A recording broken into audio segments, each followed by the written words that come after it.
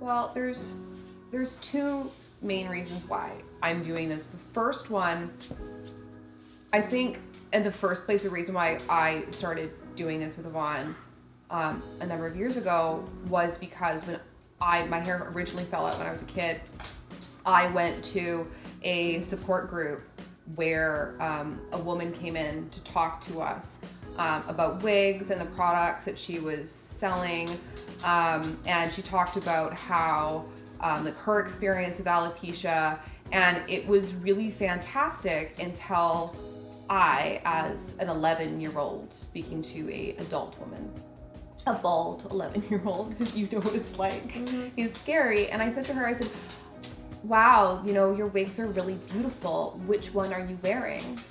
And she looked at me and she said, oh, all my hair's grown back. This is all my own hair.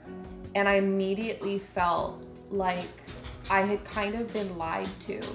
And I find that a lot of the companies that sell wigs, the people that they use to model them are regular women who have all of their own hair and their own eyelashes and their own eyebrows, and they've not been through the same trauma that I have been through or that you have been through or other women have been through, and they're trying to tell my story.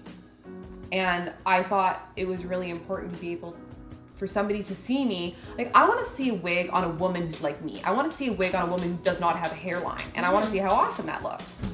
And then the second reason, you know, is you. You know, you said that you saw the first video that we did. Yeah. Sweetie, the first video that we did. And that was one of the main reasons why you started this. And that was the goal, but you never think about it. You don't think that that's actually going to happen. You know, you go, we've done this promotion, somebody's going to learn. Maybe somebody already heard about it and they were already interested and they saw it or whatever, or maybe nobody ever saw it. I don't know.